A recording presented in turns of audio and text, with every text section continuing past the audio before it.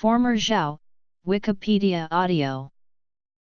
The Han Zhao, or former Zhao, or Northern Han, was a southern Xiongnu state during 16 Kingdoms period coeval with the Chinese Jin dynasty. In the Chinese historiography it was given two conditional state titles, the Han state for the state proclaimed in 304 by Liu Yuan, and the former Zhao state for the state proclaimed in 319 by Liu Yao.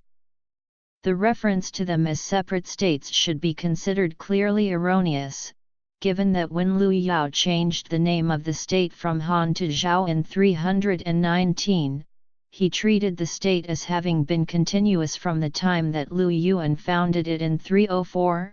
Instead, he established royal lineage to the Han dynasty and claimed ancestry directly from Yu the Great of the Xia dynasty. The reason it was also referred to as former Zhao was that when the powerful general Shi Le broke away and formed his own state in 319, later it was also conditionally named Zhao as well, and so in the Chinese historiography Shi Le's state was referred to as later Zhao.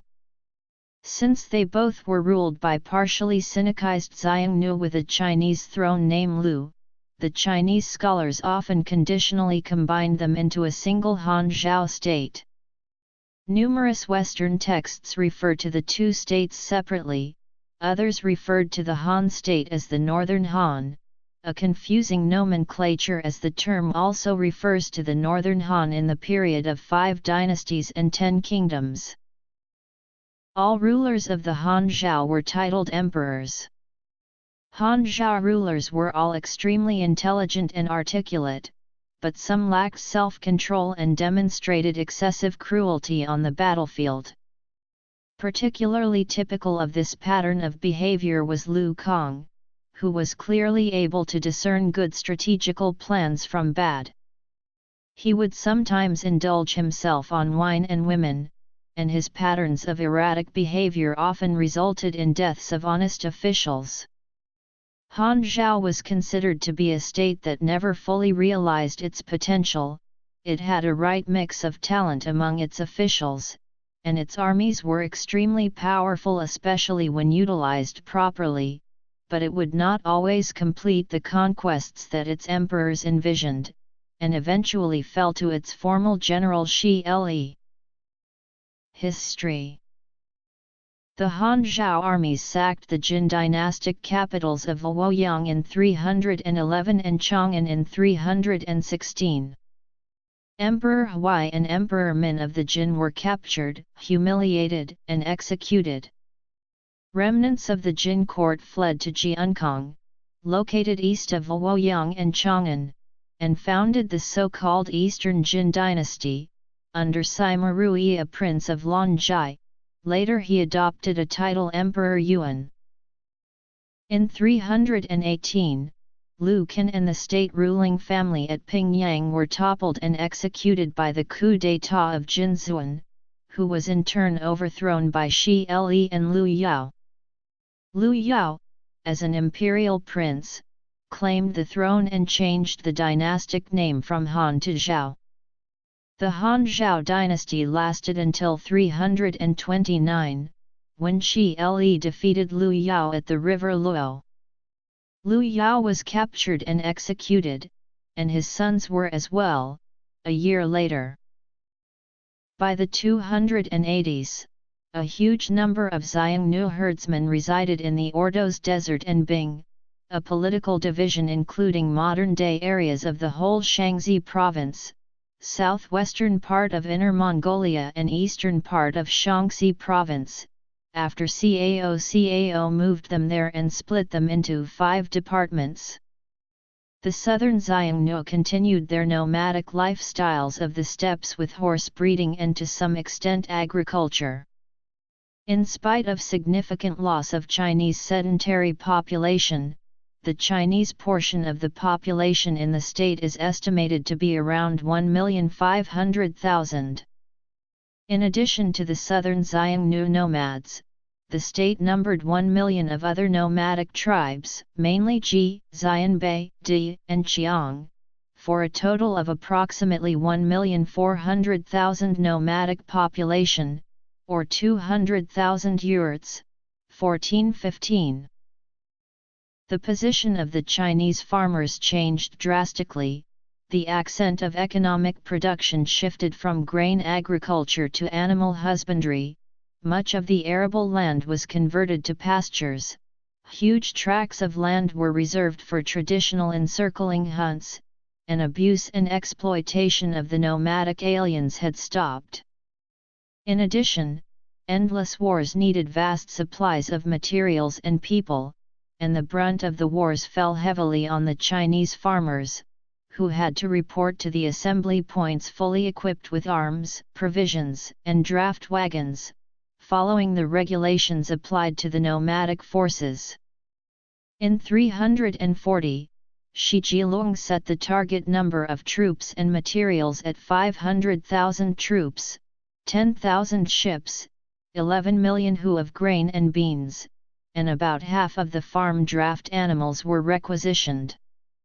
Shi Jilong also promulgated a ban on keeping farm horses. Over 40,000 horses were confiscated, along with over 20,000 oxen, 1920.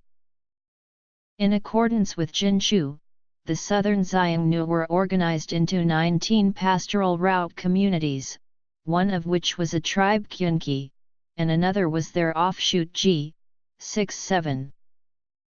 Sinicization was evident, especially among the elite.